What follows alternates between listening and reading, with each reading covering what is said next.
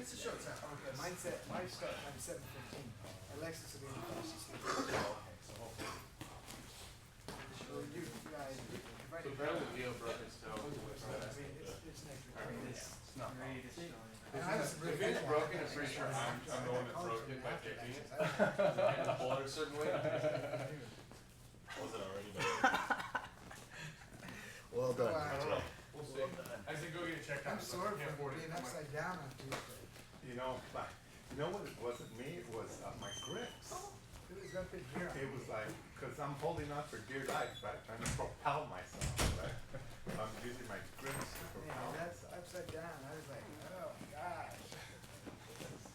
Won't pull it off. Joe said he's gonna do it. I don't even like doing that. Joe said he's gonna do it. Competition. Joe says he's good. Yeah, in his competition. Were you here last night? Alright guys, partner up, flow train.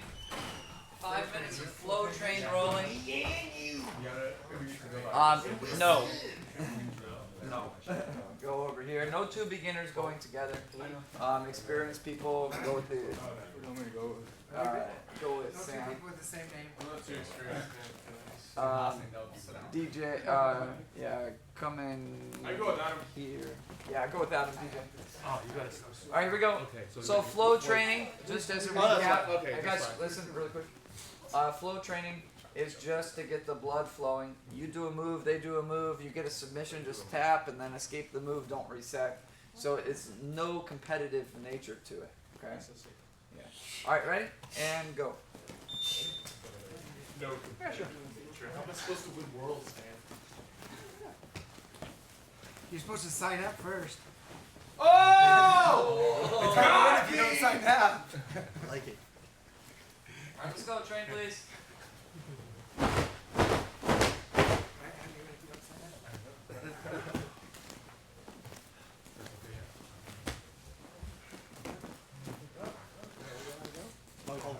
Always. Center of attention.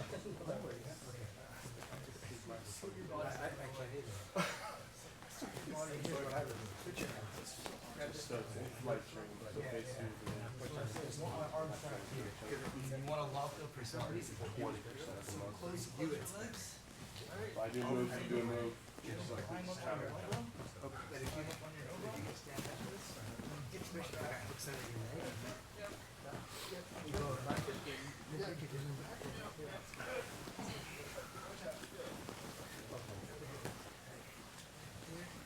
Okay, good.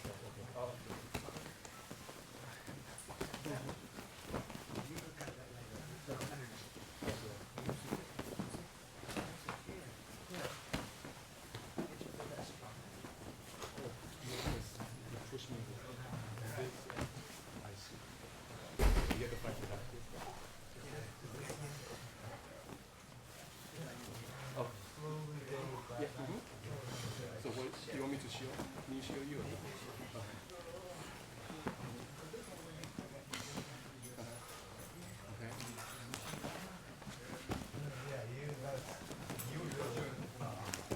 Okay. Because I'm in a very bad position.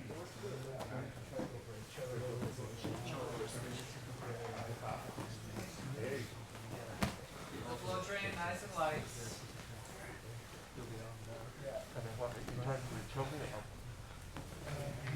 You never really want to stand up though, you gave way too much space.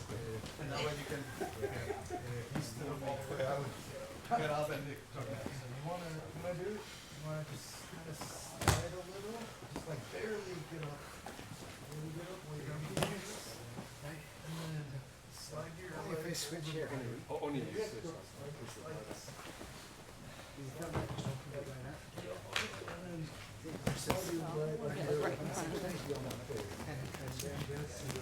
It's hard. Yeah.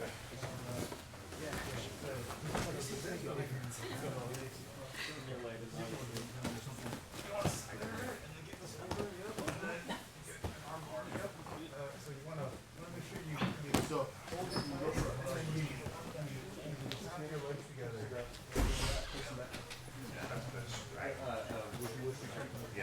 Yeah.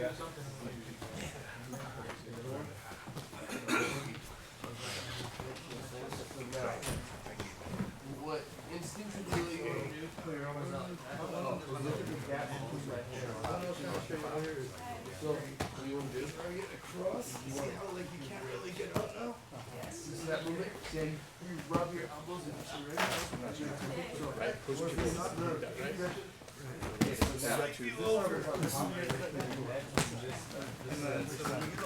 it just gives you that space. You see how they're going for space? So you twist your wrist and you get injured.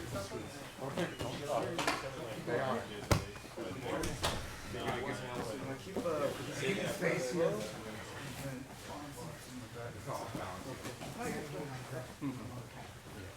But you still would get bypass points at this point, even though I have hold of that. But go for a pass. Stand it open.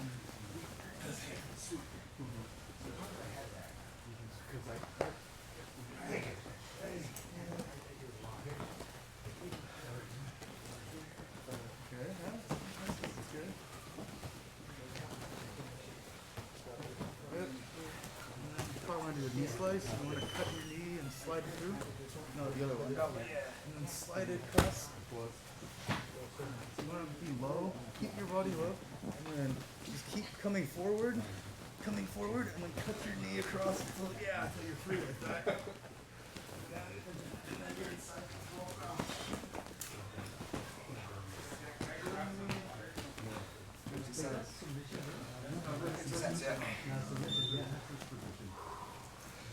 All right, gather round. No one, come on up.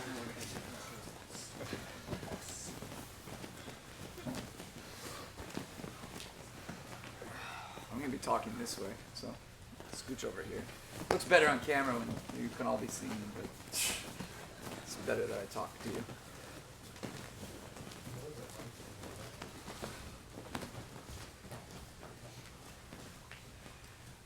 So today we're going to be going over an introduction to the Berimbolo.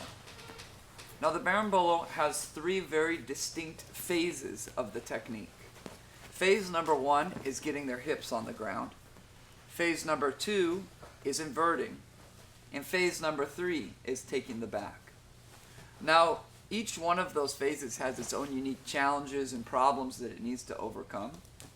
And to simplify, we're going to start on step 2. So we're going to omit the part of returning their hips to the ground. I realize if you have no context, you don't understand what I'm saying right now. Quite often, the Berimbolo starts from the De La Riva guard. Just get up and start in the De La Riva guard here. And I'm going to be using a belt grip today. When I say get his hips on the ground, he's standing here. No one fall over here. Somehow doing that, getting his hips on the ground. That's what I mean by step 1. So we're going to completely omit that. Let's get over here, Nolan, for the best angle. By starting in a position called the double guard pull. So go ahead and get down to the double guard pull. Now, double guard pull has some pretty negative connotations in Jiu-Jitsu. And the reason is prior to some recent rules being enacted, both people who felt that their best chances for winning a match was on bottom would both sit to the guard at the same time, and you'd have matches take place in this position entirely. There are some new rules to mitigate a lot of that, so a lot of that has kind of, passed. A lot of that extreme controversial nature. But a lot of people still don't like this position. And the reason I say that is you're going to run into a lot of anti-double guard pull sentiment. But even if you have no intention of ever double guard pulling, which is me, you can gain a lot of experience and knowledge in this position that will help you in unseen ways, indirect ways. I'll try and point out what some of those ways are today. So here Nolan is going to start in the De La Riva guard, except just sitting down. He's going to put in his De La Riva hook right here, and he's going to grab my ankle. His foot is going to go on my hip, and lastly, his hand is going to grab my belt on the side. For those familiar with the De La Riva guard, which is pretty much everybody here, it's the same position when I'm standing. I'm just sitting on the ground in that double guard pull position. But let me put this across here. Now, the second phase I mentioned is inverting. So what he's going to need to do is he's going to need to put his head, don't do it yet, all the way in between my legs. And to help him, I'm going to put my hand behind his head like this and just kind of guide his head underneath, even though he doesn't really need it. He's going to invert, just like this. Now, that's the second phase. So let's talk a little bit about this destination that we're trying to go to. Let's rotate a little bit. Now, he's doing some things very well. From here, when you're inverted, your head needs to be peeking out a little bit on this side. What you don't want to do is to be completely stacked like this. If he's stacked like this, he's uncomfortable here. When you go peek through just a little bit and your weight is kind of more on your shoulder than your neck, this is a comfortable position that most people can do. I'd say 90% of people could do this position. Now, he can easily see this leg right here. He doesn't need to do anything fantastic to be able to look at this leg.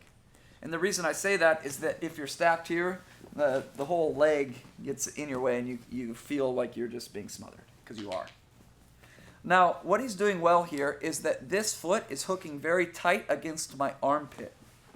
There's two reasons for this. They help on the third phase of putting in his hook. More on that in a second. And it makes it more challenging for me to try submissions that won't really work anyway, but are really fantastically annoying. They won't work on people who do this because they tend to have really rubber legs, people who do this technique. Now this leg is just curled like this. The most common mistake here is that they curl it a little low, like this. It's curled on my calf. It needs to be right behind my knee, if at all possible. This would be a wonderful position here. That's the second phase, inverting. Let me just continue onwards. What he's going to do is he's going to release that grip that was on my ankle and make a grip just behind the knee on my pants. What he's going to do now is he's going to place this knee just on his shin, right on this side. Go ahead and do so, right here. Now, once he does that, he's going to punch his arm like this towards Adam and extend his leg outwards to get me to fly over here. Now, you'll notice, let's rotate around. This leg that was in my armpit just swiveled down here and made a very nice first hook. That first hook is so much easier when you have that hooked under the armpit, because it tends to be like this, where you're sitting on the thing and the hook doesn't go in properly when you don't do it. Now you just finish, you get a good seat belt, get the second hook, and finish the position. So let's reset right over here. So that's the phases 2 and 3. I talked a lot, probably should have just showed it first. Let's show it really quick. Just do it nice and fast. Let's rotate right here. All right, ready, rock and roll. So he's here, belt grip de la Hiva. He inverts. He grabs my pants, stuffs it on his shin, launches me with a punch and an extension, gets the seatbelt in both hooks. Now, I guarantee you I can get anybody in this room to do a Berimbolo. And that's because I know how to teach somebody to do the Berimbolo by helping them. There's certain things that you can do to help your partner. Let's talk about some of those right now. When we're in the double guard pull, the first and most challenging phase of the whole Berimbolo is inverting. So just as a simple thing that I can do is I can grab behind his head, I mentioned this earlier, and stuff it downwards as he continues to go through, just like that. I pushed it in. Let's go back. One thing that people will do wrong is they swing this leg around, like pendulum this leg as you go for it. Okay? They take this leg off the hip, like this. You see this? Don't want to do this. So I can help with my second hand, holding it on my hip. This hand goes behind his head, and then he inverts all the way through. And notice I was holding it here. Even on the next phase, I can hold it at the end when he brings this over. You can hold this the whole time. It will be very helpful. Now, for the bigger guys, what's going to happen is that you're going to go to invert here, and you'll just fall on your side. Even with somebody pushing your head, they'll stop here, and you're just like, come on, Steve-O, go, man. So with these two grips, keeping this same position here, there's a couple things that I do. One is I hip escape this way. And the second, look at my foot. It makes a hook on his hip, and I scooch all the way over for him. Okay? That will really help. Now, there's something that enabled that, is that in order to set up this position, I put my foot on this side, the weird side, because you normally want it on this side. So I put this hook, okay? Be a blob and have trouble doing the inversion. Ready? Go. So here, I hook it. I stuff his head as I'm picking his hips up, and I scooch. That's what's really going to help the people that are having a little difficulty. Then I can really physically just take their hand and go, good, grab right there. Now put it on my shin, and I'll do it for them, like this. Now here's the final thing that will really help your partner. I'm on my elbow back here. Just jump. Don't even do anything, Nolan. Jump. And they kind of figure it out as you jump. Okay? Let's try again. From the beginning. Let's get another angle. Okay? So here, I'm going to help him a little bit here. So grab. So I'm right here. Stuff. Oh, he's having trouble. I scooch, scooch. Hook if needed. I didn't really need to. Grabs the leg. And now he puts it here. You can put it for him. And then just jump all the way this way. And take it back. Okay? Now, I'm going to pick the least experienced people to do the Berimbolo right now. And we'll show it on camera. And, well, maybe afterwards you can see how pretty much anybody is going to be able to do this technique. So let's partner up and let's go and practice. Let's have Rick come on up. Pick a partner too, but yeah.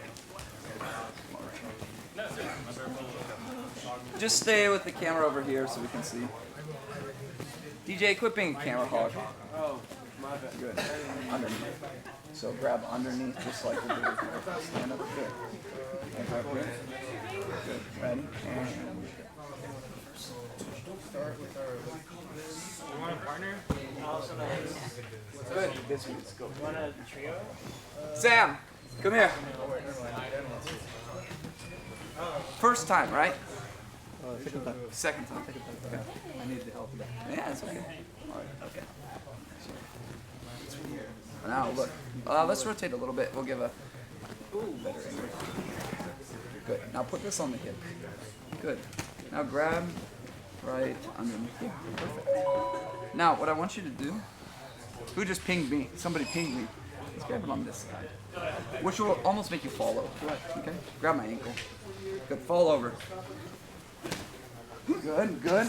Yes. Stop. Good. Nice and tight. Now look. Wait. Go back there. Now look, this needs to be a little bit higher behind. Yes! Because when you kick, you want to kick something. This is beautiful. Now grab this. Put it here. Now extend. Punch. Yes? Oh, yes. Good. And again.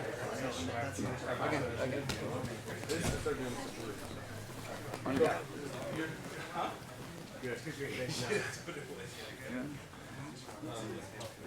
And go. What's up, Christoph? Good. Matthew, you are Berimbolo virgin. Come over here. You are untouched. I just taught him how to Come over here.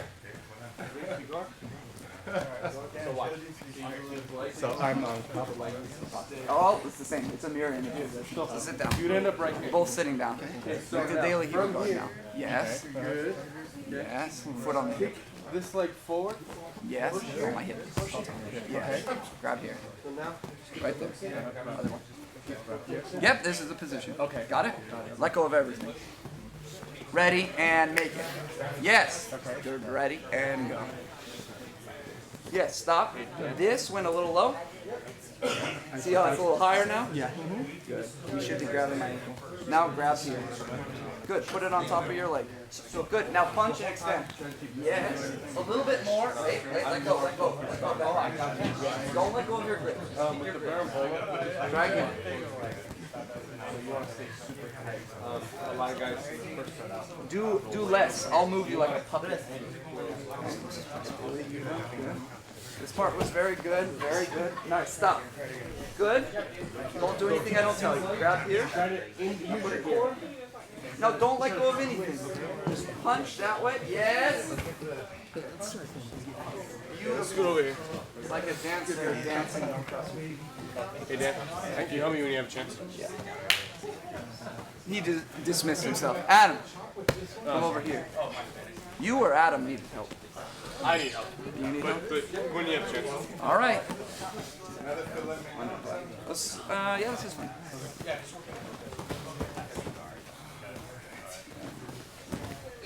Good. Relax a little bit. Super tense. Yes. Be like water. Like water. That's a bad Bruce Lee. Ready? And go. Good. Good. Very nice. Good. Now grab here. Put it on your knee. Good. And now shoo me this way. Yes. Now look. Bend this. Don't be so. Yes. There's your hook. And your other hook. Let's try it again. We'll work on not going over the neck as much on the inversion. Good. You need to sweat. Dripping down my forehead. Try and stay a little bit. You can just grab my pants.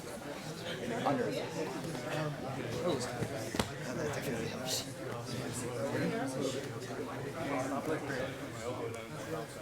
Yes, good. If you can, try and bring this a little lower. Okay, I'll take it. Now put this on your legs, extend, and take my back. Good, we need one more together. Uno más.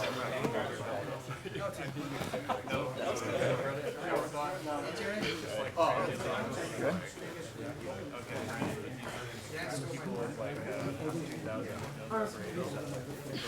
Yes, very nice. Good.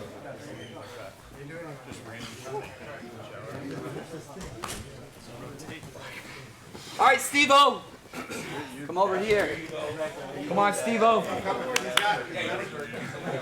Come over here, Steve-O.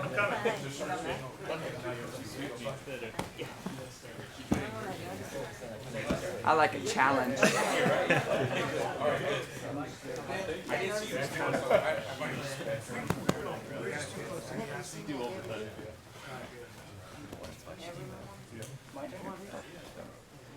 You'll kind of tip over when you grab the belt. You'll lose your balance.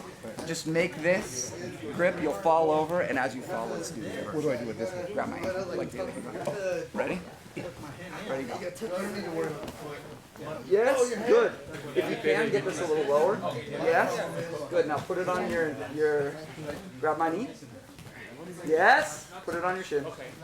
Good, now extend. Good. And sit the back. Like duck your head like you're trying to roll. Yeah, right there. See how you're trying to Ready? Got my ankle.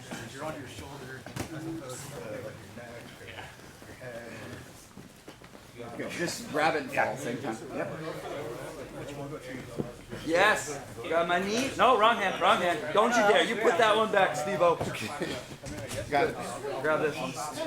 Good. Put it on your shin. Good. Stand. Good. Okay.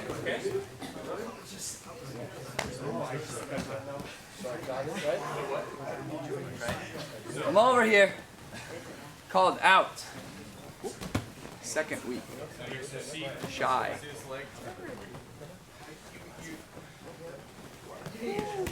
Nah. If they don't have their belt on, grab their pants. You end up pantsing them out. Small price to pay for victory. All right. Grab my ankle. Good. Very nice. Good. On your leg. Good. Now. If I'm not paying close attention and I throw you over, you might hurt my Make sure you always keep your arms like tight because you never want your arms extended.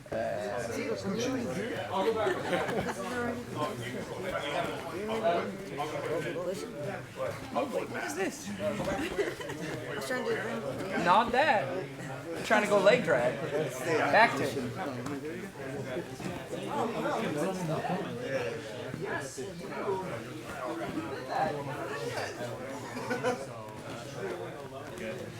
Danny. Hey, Dad. Oh no. Nobody in Jiu-Jitsu cares though.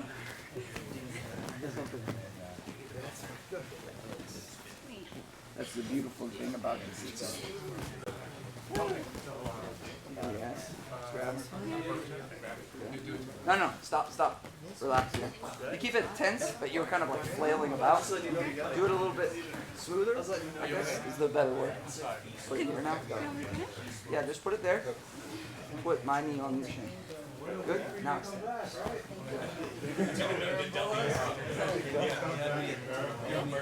It's good. It's good. Morgan! Come over here.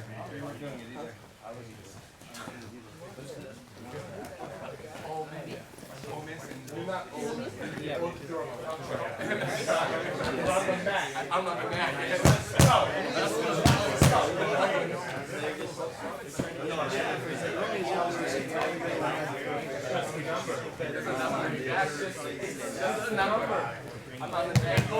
29. So. Christoph, forward.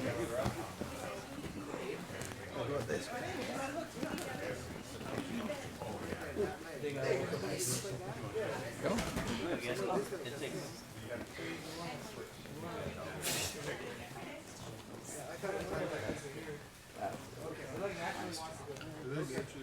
Nice job. Hi, mate.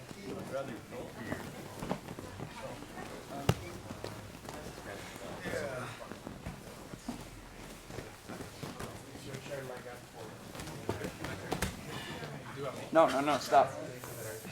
This needs to be higher, so you have some control of my body. Yeah, this is not good. Okay. Go ahead, put it on there. Extend. First again, already. Yeah. I can feel it. Hodgepodge. Hodgepodge.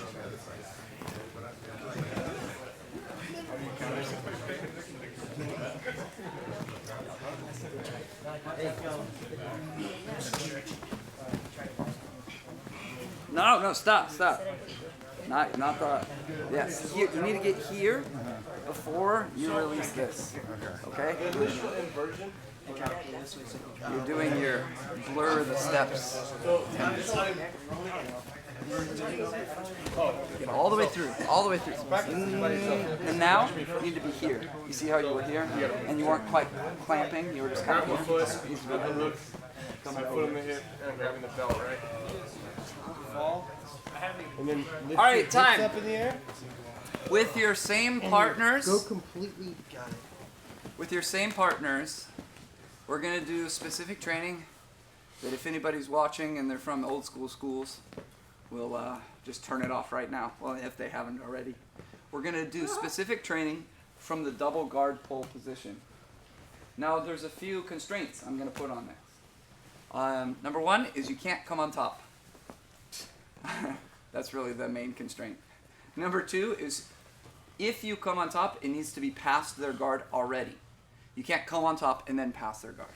So if you start a Berimbolo and then into leg drag, if you know what that means, that's good.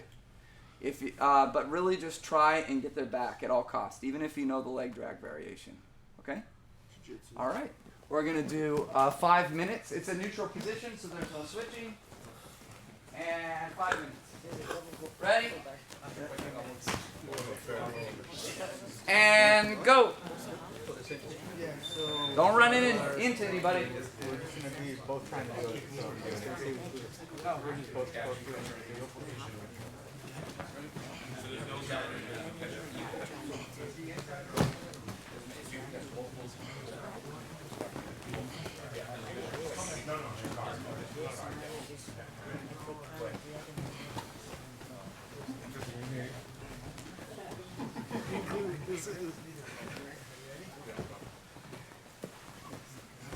Just don't let you get position.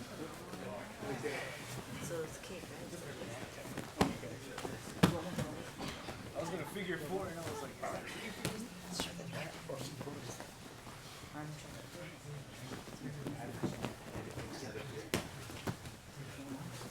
Right now. Tuck it while throwing your leg. Put yourselves outside of your comfort zone. Try to invert and try to take the back. For many of you, this will be foreign. Nice.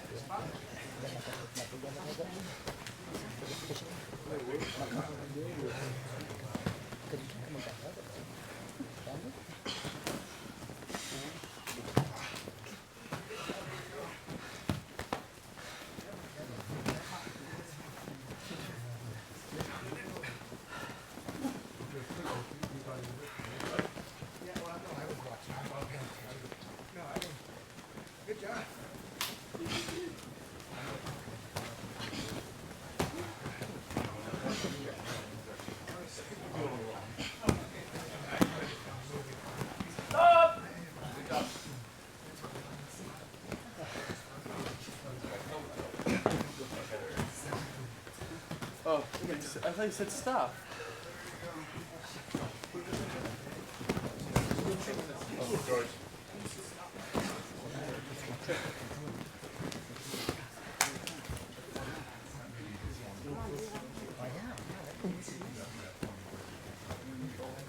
What'd you do, DJ? Oh, you got blood on you. Pinky, sorry, you got a cut. Hurting people. Hurting brand new white belts.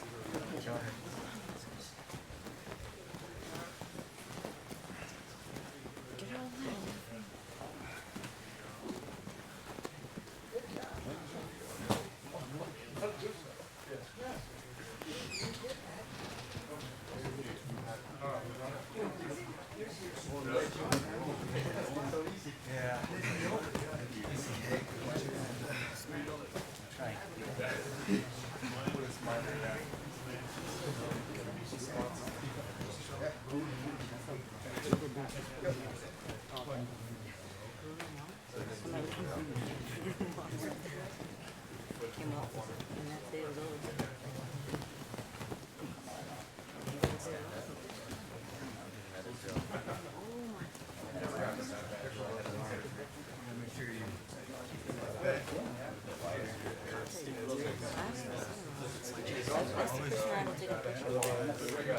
Because I was watching, I was like, someone just goes spaz.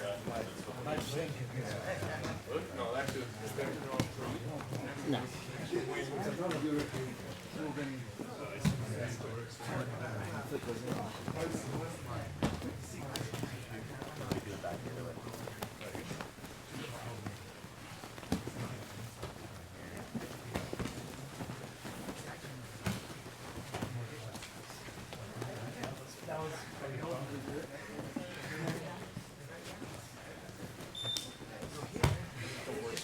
Okay, gather around.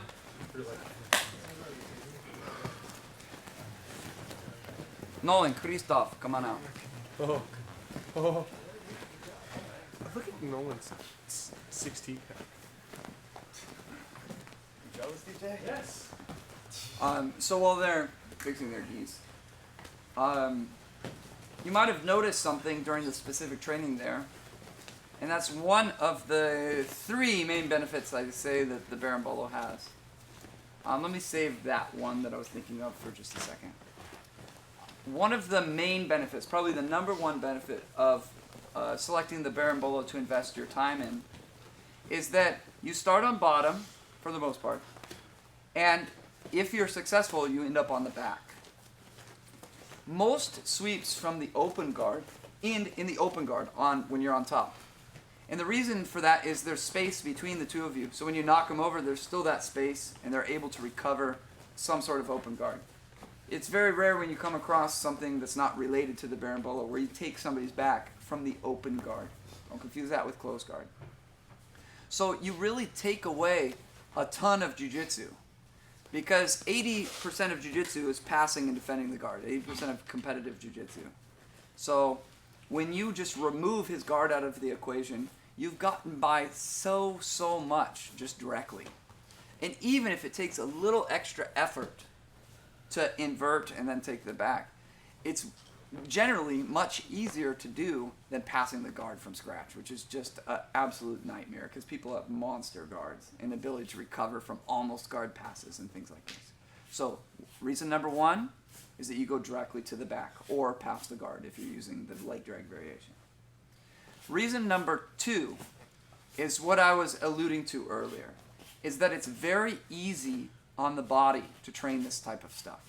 You can work from the double guard pull, and I'm a trumpet player, or was a trumpet player. I don't play anymore. And trumpet playing is all about how much you can do in the time that you are able to practice. There's only so long that your body can physically go before it just says, sorry, we're done with this for today. You are doing no more. And even like if you're one of the most skilled trumpet players out there, once your chops go for the day, they're done. There's nothing that you can do to will it back. And so you get maybe, if on the upper end of it, maybe 4 to 5 hours a day. If you're like really good professional, maybe around there is what you can play each day. So you really need to like consolidate your time and do it really efficiently. This is not unlike jiu-jitsu in many ways because there's only so much you can train before your body just goes kaput. And if you can get 50% more mat time because you're using a style that's very easy on the joints, primarily your elbows, your shoulders, and your knees, which is where all the injuries happen, you're going to get better because you can train more. It's like comparing a trumpet to a flute player. Flute players, they just do this. They're still using muscles, but they can play all day. They can play 8+ hours a day without fatiguing as much as trumpet. So they generally have much more technical acumen in their fingers and finger dexterity.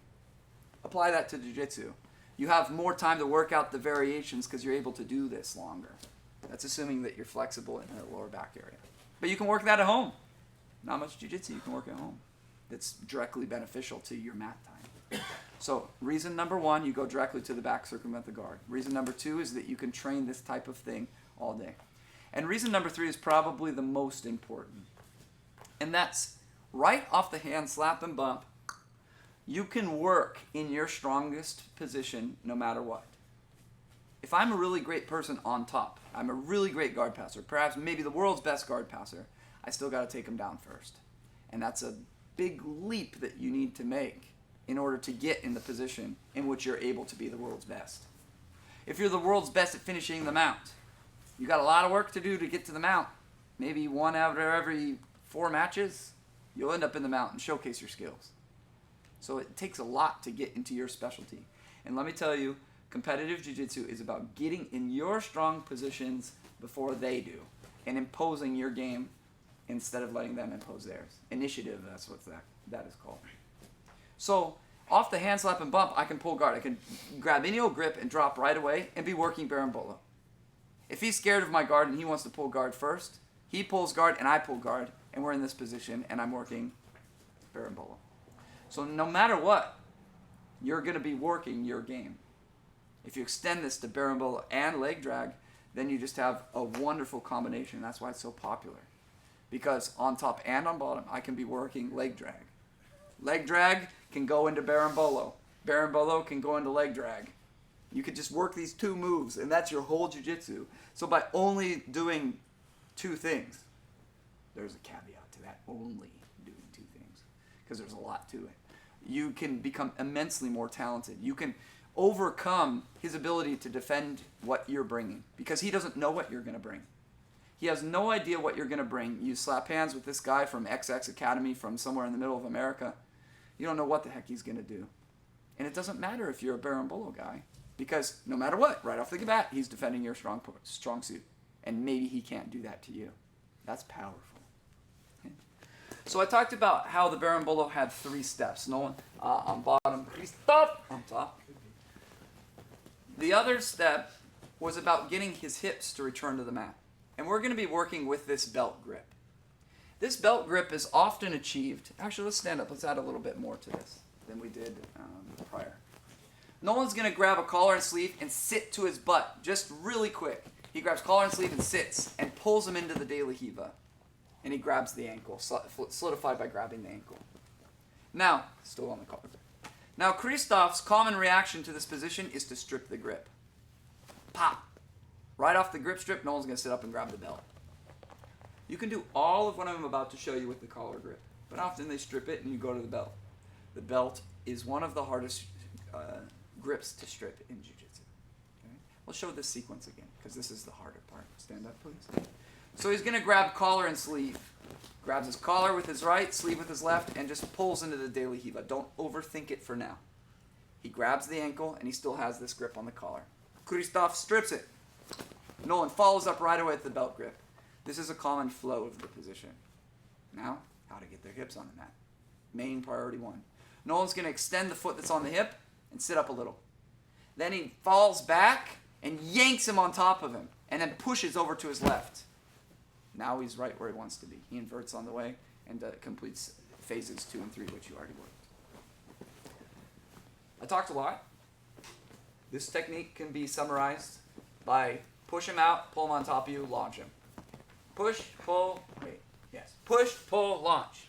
It's like the infomercials. Set it and forget it. We have a catchphrase. Push, pull, launch. Launch to the left. Push, pull, launch. Stand up one more time. Collar and sleeve, he just drops right away. Low posture, really low stance. There's his De La Hiva. He grabbed the ankle at the end. Christoph strips. He gets the belt. Here's our infomercial. Push, pull, on top of you, and launch to the left. And now invert. Now, finish the deal. All right, rock and roll. PPL, Berimbolo, trumpet style.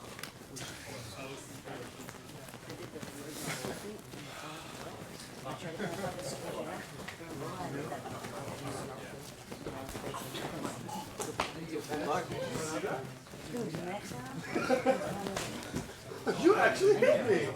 Just see you in sparring. Hey guys, I break the grip, but I go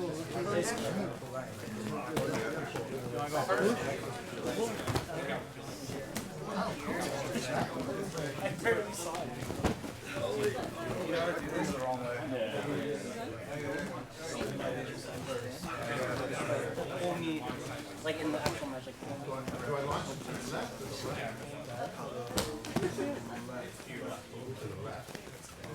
Mario? Watch. You know, be able to hear it. As strongly as you can.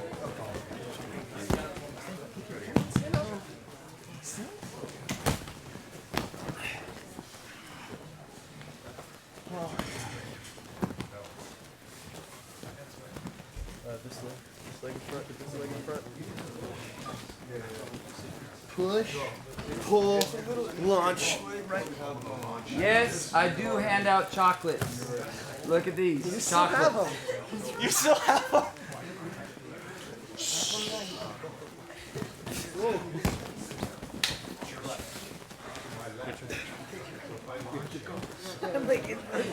Just sit.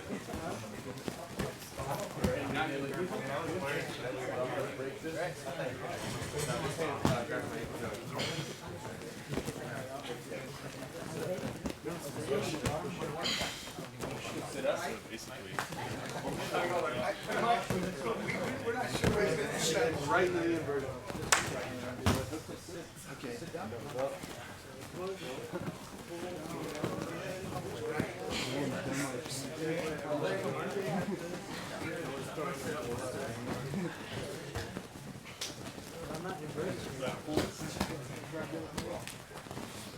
Let's try it again and hopefully this time I'll actually rock. Are you looking at it? You want to grab your iPad?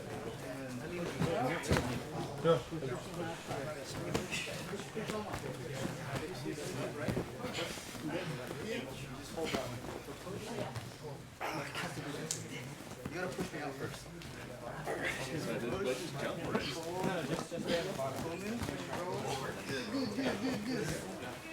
Start to invert.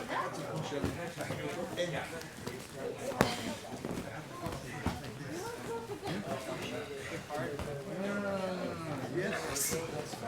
Oh God. Double T. Yeah, because I'm burning it. And I'm gonna miss it.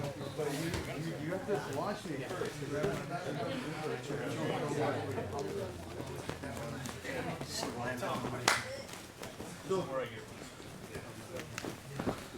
It should look like this. Okay. Kick. And then see how I lean this way?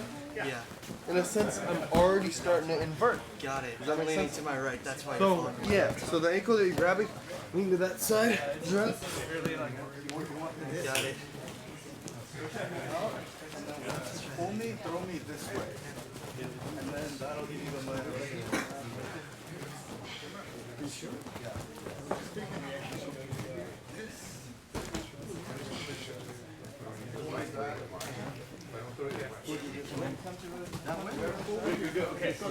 This foot.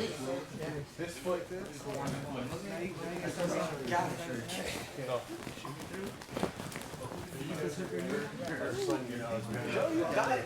Both feet do the work.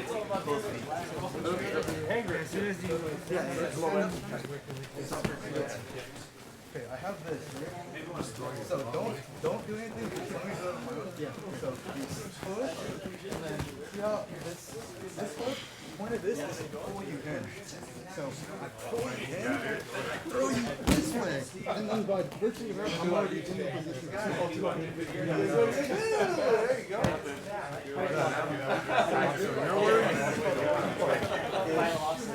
Throw me with the proper momentum. This way, then you already end up where you want to be, pretty much. So don't worry about it. I'll go and just do it and then see if it stops. Worry about pushing me out, and then pulling, and then throwing me over. So Once you get when I'm gonna like kick up, like are you gonna kick me when you strip? So it's for me. Like, I'm gonna try to just do it. So here, and I'm gonna try to, yeah, because I'm already up here, you know what I'm saying? And I'm just trying to. Pull me, and then throw me this way. Throw me this way. And see how you're already kind of inverting? Okay, there's your problem. Go back. There you go. When I jump. Because you're pulling me with the force that you're already Oh, yeah, like that. So after I kick out, I sit up. Now I come back. It's gotta be one flow. Boom, boom. Like it, that nigga squat. Try like big your back here. So it'll help you sit up, you know, like a chair. You may want them already inverted? No. Oh, okay, grab me. Like you know. Yeah, I get what you mean. Like when you're right here. Strip my grip and go through your belly and actually sit down.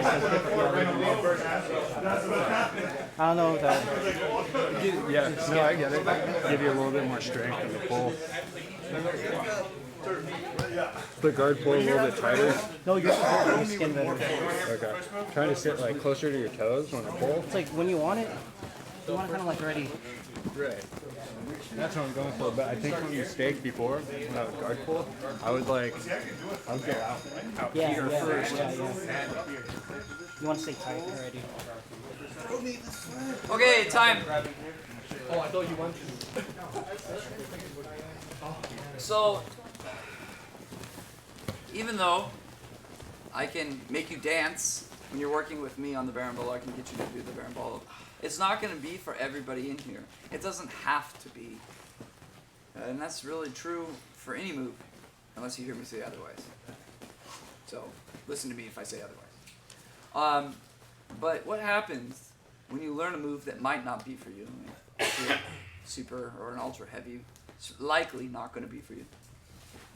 Is that you never know what insights about grappling, what whispers that technique is going to tell you.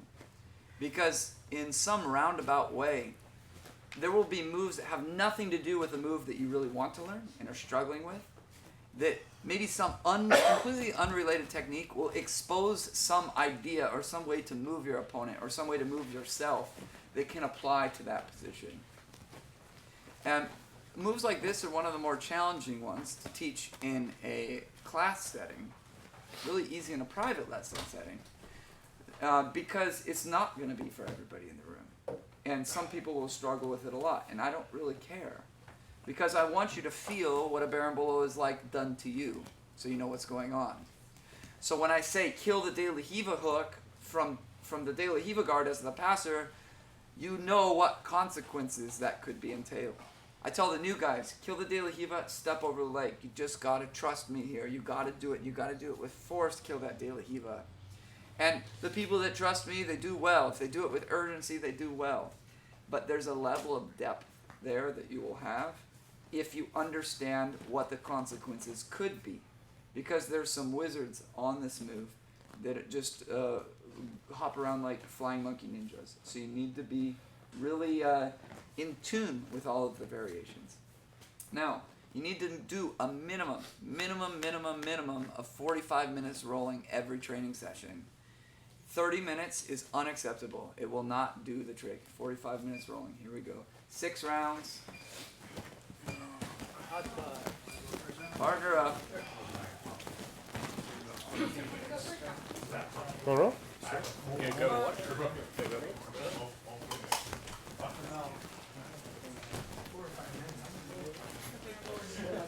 Go two!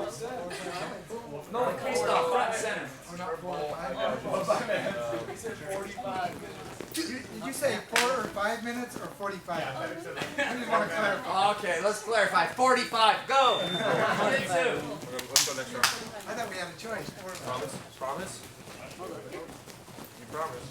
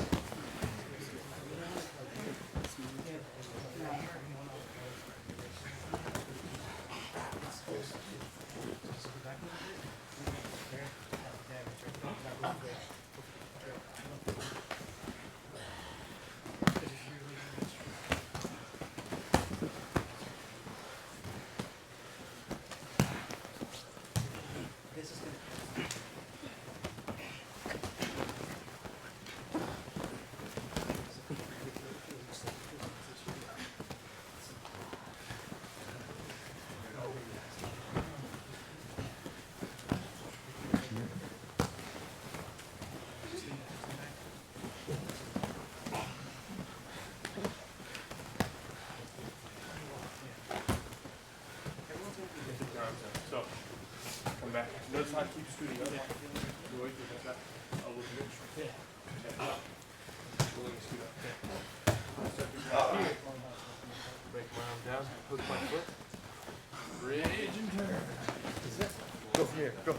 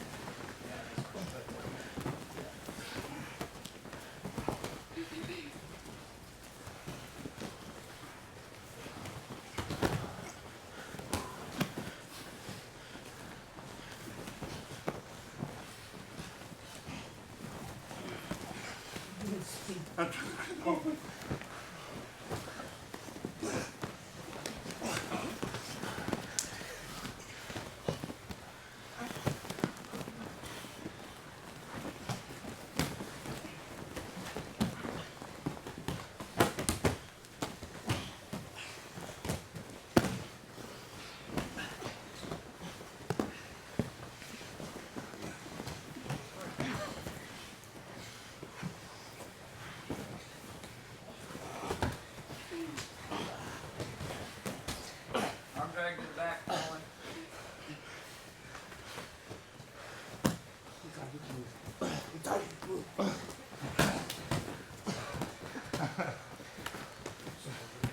I feel like I remember.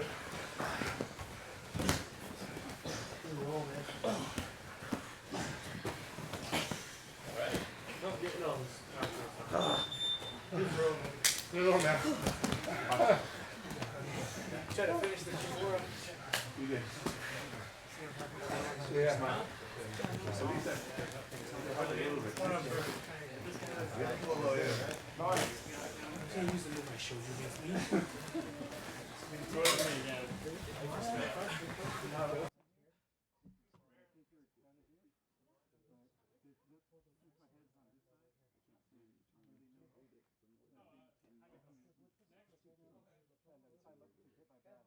Mikey.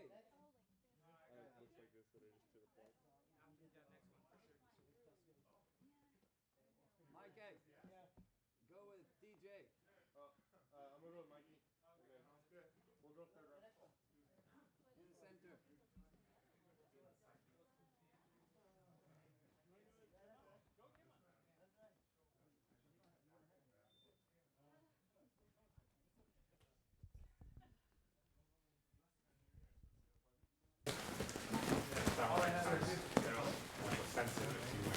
Okay, in this one here, this match, partner DJ facing the camera against Mikey. Mikey hates this because he's been training 2-a-days, and we did an hour of training yesterday and our sparring yesterday, and we trained this morning as well. And DJ isn't exactly your particularly nicest goal. 200 pounds of 21-year-old CrossFit. So DJ pulls guard into the closed guard. We utilize a method of grabbing a sleeve to stand, a la Hodger Gracie. So we should see that by Mikey, but DJ hits a flower sweep. He had the grip on Mikey's pants, and Mikey didn't react to that. So nice tight half guard position. I would have liked to see Mikey fight a little bit more to be on the side and make space from this position, because DJ was able to get into the half guard here, earn an advantage, and have a really pretty darn good chance at passing the guard. He's freed his knee, trying to look to just pull out his leg, pry it out. Trying to switch into knee slice. His grip work was a little wrong to switch into knee slice. Generally, you want to go into quarter guard, get an underhook, and then knee cut, or set up just regular knee cut grips, and then just go there. But he kind of did neither, found himself a little deep half guard, and Mikey recovers to the daily healing. Now it'd be nice to see. There's that grip strip. The same sequence you see there. Mikey should have gone for the belt. Really tried to work the sequence from today, because that's what training is about. Training is about finding new stuff. DJ on a guillotine, be able to withstand the grips, but find himself in the deep half guard. See if he chooses perhaps the Bernardo Faria grips. DJ doing a good job of getting a cross face and slowly starting to bring his left leg down. It's good pressure, and really the underhook doesn't mean much from here. DJ can walk a little bit towards the camera to take away Mikey's angle for the underhook. Something that I prefer a lot. It just extracts his leg pretty easy. You okay? And notice how DJ's blocking the hips with his right hand. It's something that's really good to do right when you establish, because they're going to do one of two things. They're going to have turtle or they're going to hip escape, and that kills the hip escape. DJ feeding the grip underneath the armpit to his cross-facing hand. This can kind of help control Mikey's left shoulder, making bridges much more manageable, potentially work submissions too. DJ has an excellent Kimura from the side control in north-south positions. Looks like he's trying to go in and make a grip on that lapel, and he does. Going for a baseball bat choke. Mikey trying to lock his hands together to withstand it. It's looking like it's pretty decent. Doesn't quite get it. Mikey turtles, DJ looking to make a grip. Mikey scrambles out of it. Exposes his arm, and there's that Kimura grip I was mentioning. Almost broke there for a second. That's dangerous. Strong guy cranking on that Kimura. My grip breaks, I yell tap right away. Forget that. He's doing a good job of getting on top and see if he can extract himself, and he does. You can choose to go and stand up from here too. And go back to stand up. So nice, almost double underhook positioning again. DJ a little bit more dominant. Good job. You see that right there? I'd say the problem there is the mental, because you have the belt discrepancy, and you see that belt discrepancy when you roll. So when Mikey was actually in a pretty decent position to just double underhook pass, quick stack pass, something like this, something he's very good at, just kind of shied away from it mentally. So it's important to maintain not only initiative, I don't think this is so much initiative as it is just that kind of you're not going to do anything to me type of attitude. So last time from the closed guard, DJ set up the flower sweep, also known as the Shanji sweep. A good way to counter that is to lean your weight a little bit further than you think you should on the side that he's grabbing the leg. DJ working an arm drag, and he gets it to the side guard, feeds the grip under. That's the best possible grip you can make here. Gets up on the back. So here, there's an interesting scenario that takes place. If you actually put in your hooks a little bit slower, so you come on top, you're in the top turtle with maybe a body triangle or your leg across the stomach, you'll be awarded 2 points from that scenario because you're in top position. That position is considered top position. But if you go directly to the hooks, you're just going to get 4. So you have an opportunity right there, if you just want to be a little bit more patient, to click 2 and then 4. Nice job, Mikey. Difficulty staying on top. Nice shuck off the top of the gi to give him that front headlock. He blocks the arm and does the go behind. Top turtle position. Very good. That technique reminded me of the end of Keenan Cornelius versus Buchecha in the Worlds, not at Abu Dhabi. Where Keenan Buchecha was starting to dance a little bit. And Keenan tried to come on top for a single leg or something like this, and Buchecha just snapped him down with the might of Buchecha. So a good round, forcing Mikey to train past his limit. Let me set up the next round that we'll look at.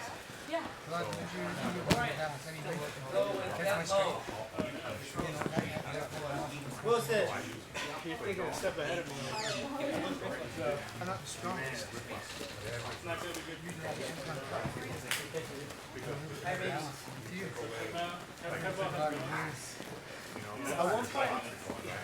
I like figure forward.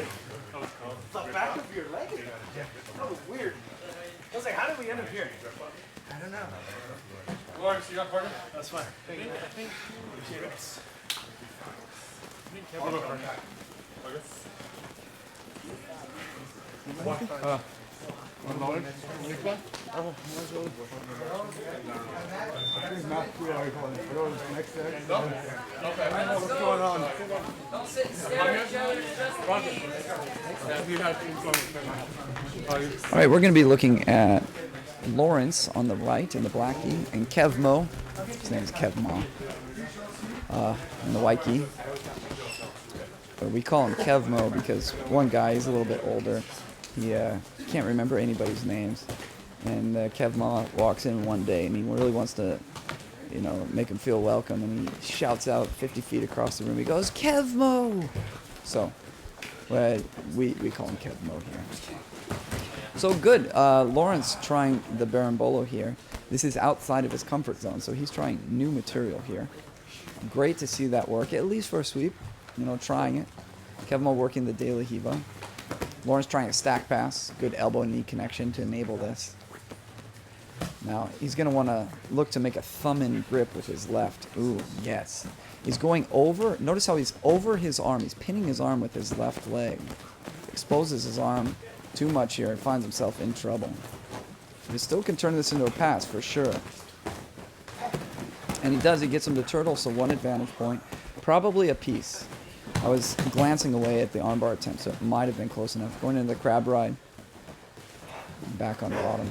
Now, this right here, this is a key point for Lawrence, is that what Lawrence can do, you know, just, I haven't seen this demonstrated in this role, but just knowing what I know of him, he's very strong when he does a technique, and he does the technical components of it very well. So he's strong, he's aggressive, and he has good technique.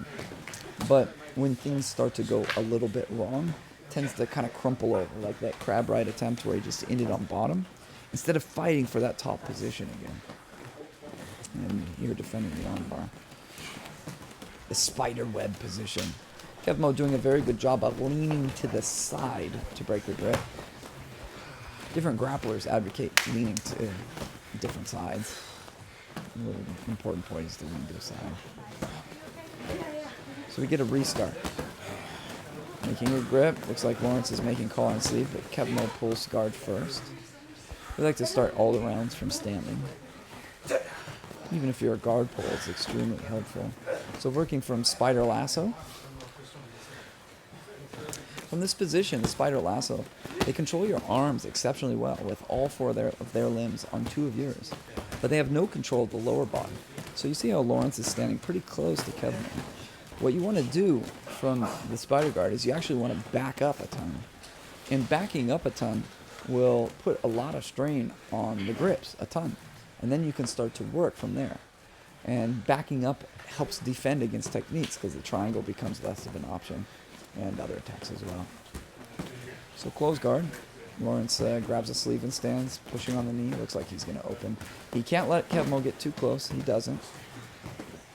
Now let's see if he tries this stack pass again. That's kind of what I mean. Like, you can see that stand and open look pretty good, but he's probably tired now. Shouldn't be. It's the third round. He shouldn't be tired in the third round. It's about maintaining that fight from moment one to the end. It doesn't mean that you're going spastic from moment one to the end. But you're putting the fight in the right places. When somebody's starting to seize the initiative, you got to squash it and kill it right there. So good knee slice position, has a good grip. Notice Lawrence's left arm has a very nice grip. Knee slicing pass. And Kev Mo needs to fight through that as well. You notice how Kevin is grabbing with his left arm up around and grabbing a lapel grip here. This is something that a lot of people advocate for. In fact, Hickson's escape that he likes to teach from the side control revolves around grabbing up around the back. Not quite like that, but in a similar manner, similar vein. But I actually don't prefer that grip. I like to keep the arms a little bit closer to the chest, closer to your neck, and not let them be isolated. So Lauren's working a very nice baseball bat choke. Difficult to see how the grips are working out. If the grips were in knives, he'd be tapping here. As soon as you go, he would tap. So here we get a good view of those grips. See what the problem is.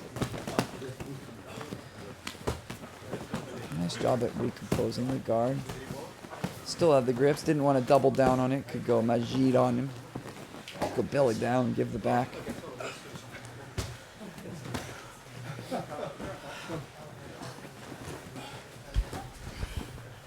Hang on, let me yell at them. Guys, fight for positions, Capo. Fight for positions.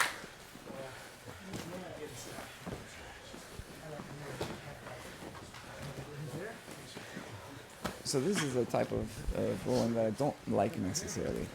Is that the kind of slower rolling. Really, if you really want to be good, you need to fight for every single position. And the flow rolling has a place, but you get 45 minutes to an hour of rolling every day, and you need to make the most of that. Otherwise, you would be completely ill-prepared for competition.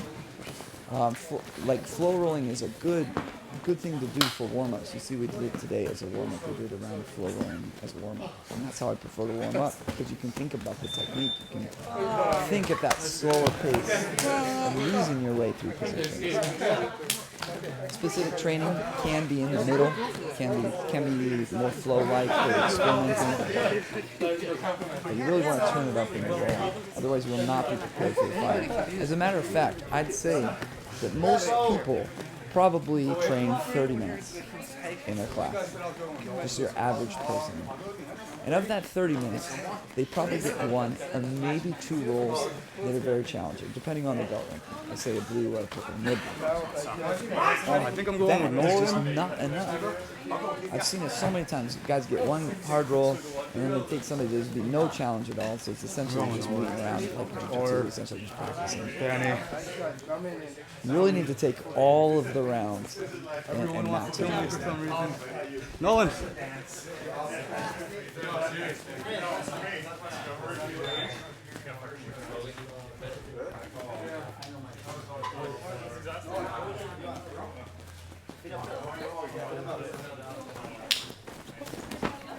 No, Frank, no, not this, no.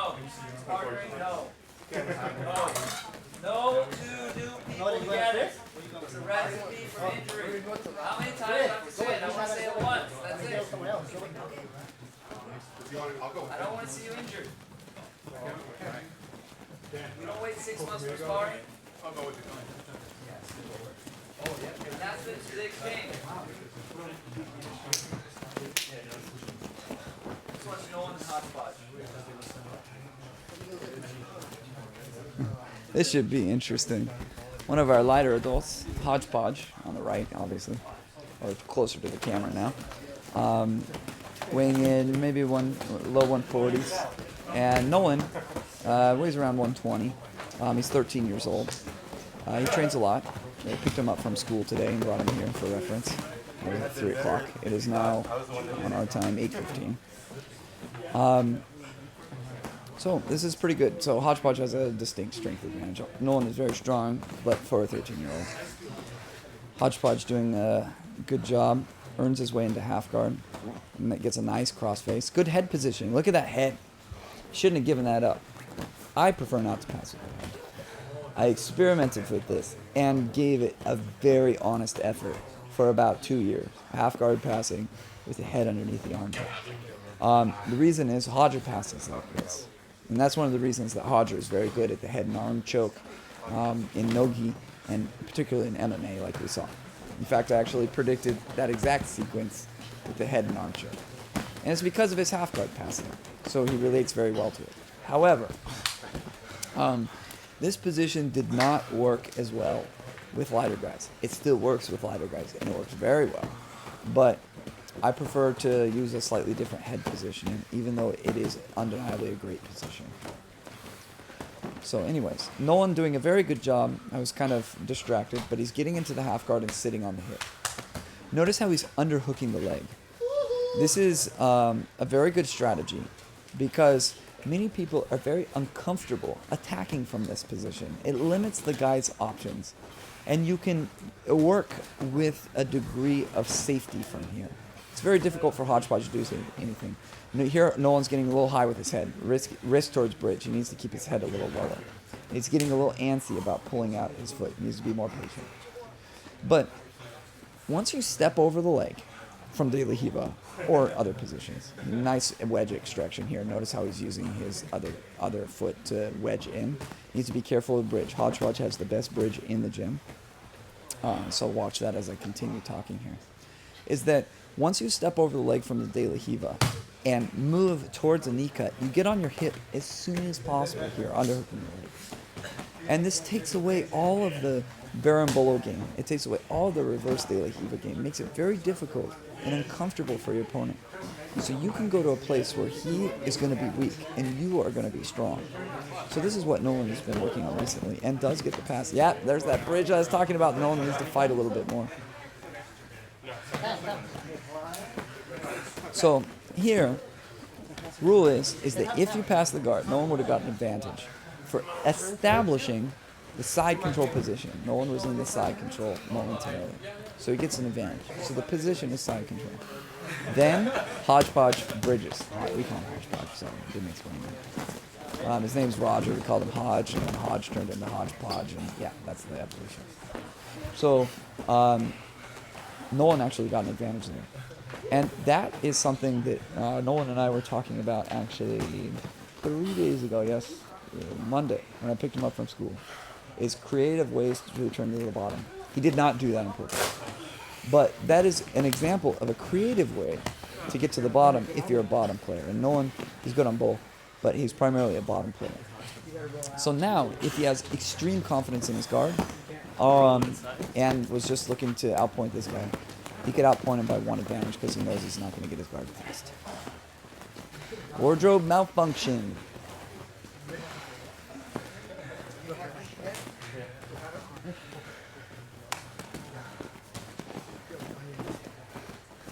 Alright, resuming action. So into the De La Riva guard. This is what Nolan has been obsessing on recently, is he's having difficulty when they go combat base on him from De La Riva. And he'll ask, what do I do? Because he can't get it against one of the Division 1 wrestlers that we have here. And tell him, Nolan, he's a grown man, he can do whatever he wants. Not all grown men can do whatever he wants. This is an honest role here. So that's pretty cool. But in particular, Hodgepodge frustrates him, if you rewind this. Because Hodgepodge leans back a ton from the combat base. He leans back too far. I can't get him to stop doing it. So if you have any suggestions there, maybe like a shock stick or something like that. I don't know, what is that old school martial arts stick where you slap them when they do something wrong? Maybe something like that. But you're just able to kind of just come on top when somebody leans back that much. You don't need all the fanciness. So Hodgepodge getting guard pass. Nice. It's good pressure. I want to see where Nolan's right arm is. Looks like he's looking for an underhook, but he's not particularly good at underhooks. Anyways, time expires. So we're heading into round 5.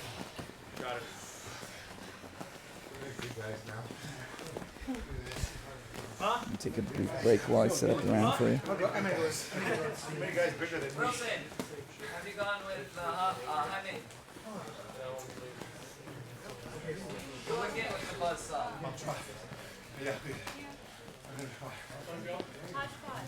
Demo! Kevin, Matt, let's roll! Yeah. Good pressure.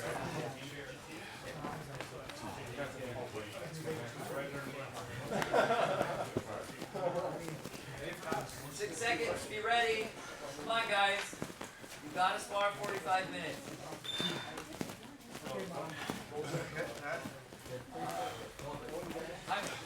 was it? Wilson? Okay. Wilson's like, God damn. I got 1 wrist period. Okay. Everybody. Joe, see you to the side. Let's go next one. No, I don't want to start from double guard pull. Let me get grips there. Ready? All right. check this out. It's not particularly cold out, but able to fog up the windows. Maybe, I don't know, what is it here? 60, 63 degrees, 65. So that's pretty good. We're working on it. We'll get there. It's only a victory if that thing is still fogged up when I get here in the morning for a 7 a.m. class. So in this match, the bald guy is Jaime. Wilson on top. Wilson controlling a sleeve and standing. Hodger Gracie method. And the legs are a little bit narrow. You risk a little bit. Yeah, he heard me, so he fixed his legs. A little bit risking the guy dropping his close guard around your legs. There are certain people that really specialize in it. You'll run into them maybe once every 2 years. A guy that's just really, really good at that technique. So Jaime is choosing to use a collar grip de la Hiva. It's able to secure the close guard. And this is a point of interesting philosophical discussion, is that many people, this is almost the default opinion on Reddit, a default opinion on ShareDog, is that close guard is great and all, but you can't get close guard. And this example, while it's not a shining example, is an example of the fact that you need a good, potent open guard to set up close guard. For example, some of the best close guard setups, which has the perception of being kind of a basic technique, come from the most extravagant open guard techniques imaginable. For example, today, the Berimbolo. You go and extend your shin into his leg to get him down. You try and take the back, but he spins back into your close guard before you're able to secure a good chest with back connection. This is an example of that. You had to work really hard, do the Berimbolo, fail at it, to get the close guard, but that's a good example. Another example is the worm guard. There's specifically, both work, but the reverse de la worm guard. Excellent. You're working for his back, chasing it, and he falls into the close guard as a way to kind of alleviate some of the attacks from that position. Some guys just stay on both knees, you know, when the open guards get just so crazy, and they give you the close guard. If you have a good, potent close guard at that point, it's just awesome. If you have that tool to kind of finish the task from the close guard. Man, black on black keys. Can't see much detail in the positioning here. Jaime working a hand on the collar. Oh, he's trying this technical stand-up. Leandro Lowe from Worlds, or from Pan Am's 2016. He's going to try and get single X. Yes, and he fails. Wilson does a good job at standing low because he saw the breakdown too. If you're interested, one of the coolest techniques from the Pan Am's, this last one here, was Leandro using a hand in the collar grip. And the guy was being very low. He knew he wanted to get to single X.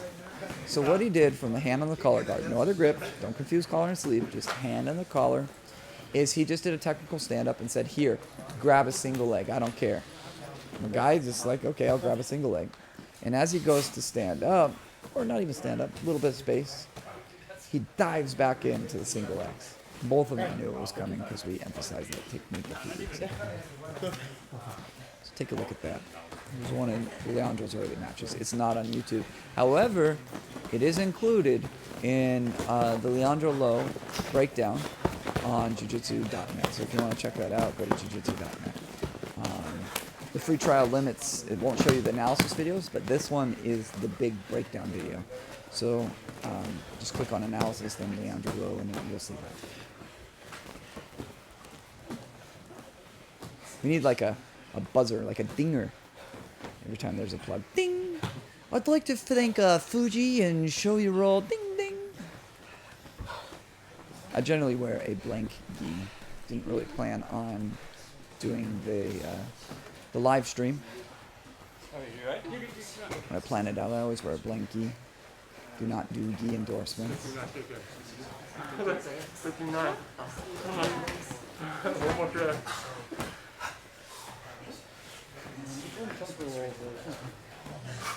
So Wilson on top, his grappling personality is his personality. It's a very slow, methodical style. So he prefers to work at that slower speed. Jaime, on the other hand, he just moves around just to be moving around a lot of the time. He likes movement a lot. So he's working a cross choke. I can see it live on another angle here. You can't really see that. He's trying to get that cross choke. Let me see if I can get another angle on this. You see right in the center, two black keys working that cross choke. No good though. Wilson able to apply his slow pressure, starting to get around the guard. Only a couple seconds left here. Compressed distance. We have one more round. Let me set it up. I'll be done.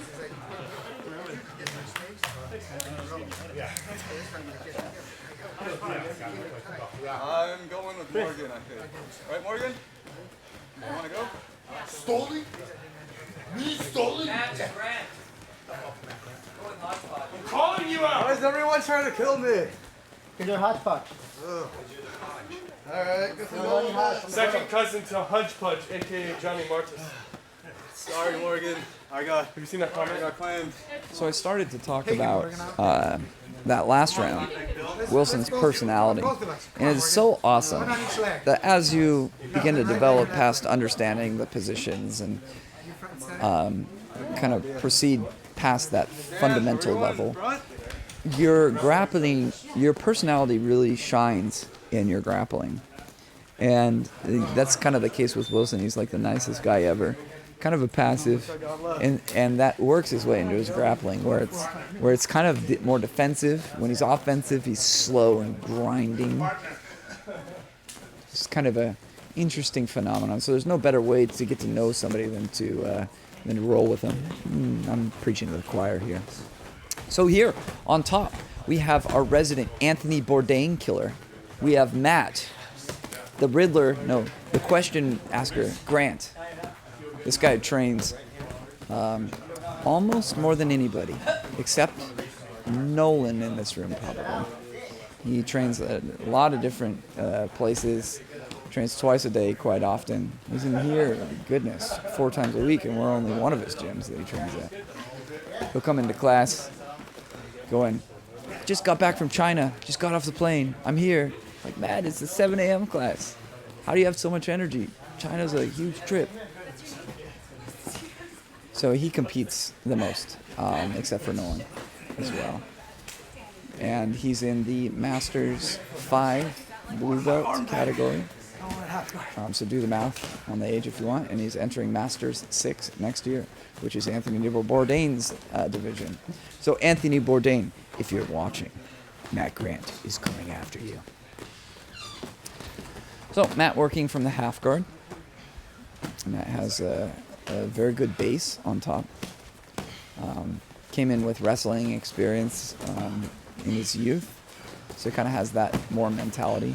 There's that hodgepodge bridge.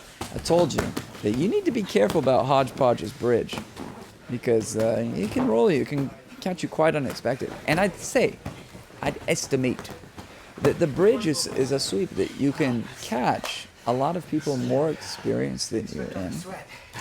And the reason is sometimes it can be hard to react if your pressure isn't right and your base isn't right at that moment in time.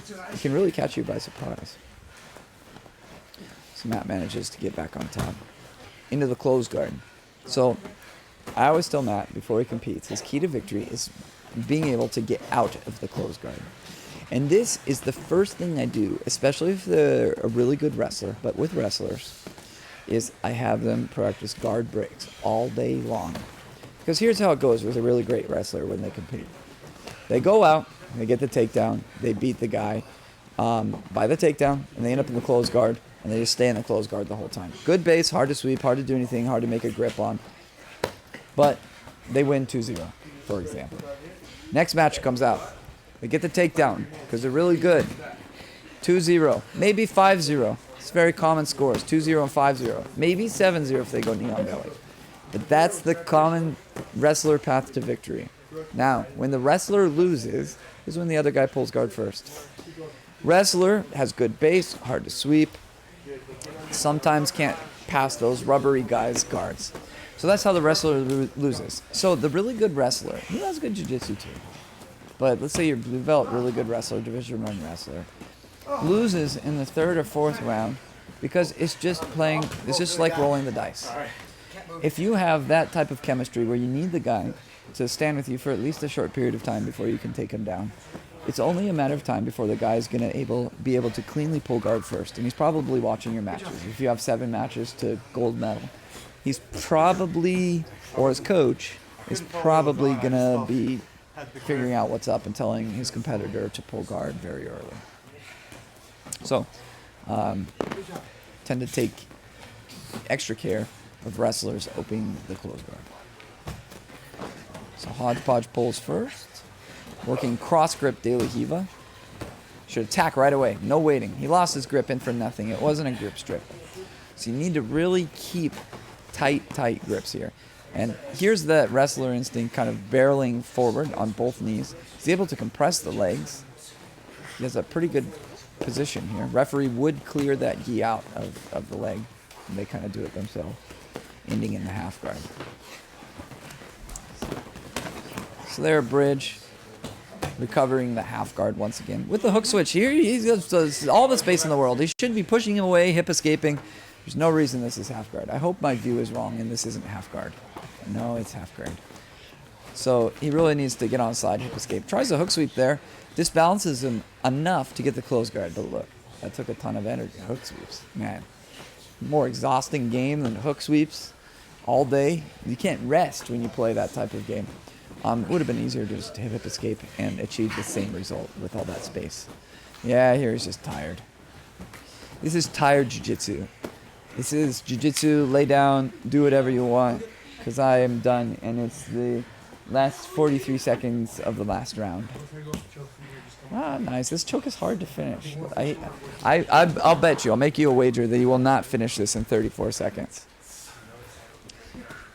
That's because I know Hodgepodge. Hodgepodge, he is a doer. You know, you have your technical guys, and then you have your doers. Hodgepodge is a doer, and he can withstand a submission better than anybody in the room. That's why he's a good bridger.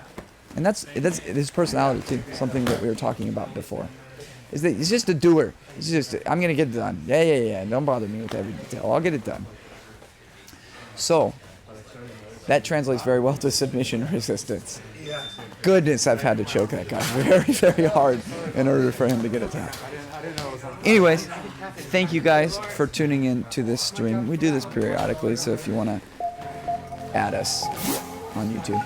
Anyways, ciao. Check out jujitsu.net, my website. Lots of contributors, lots of good things to announce.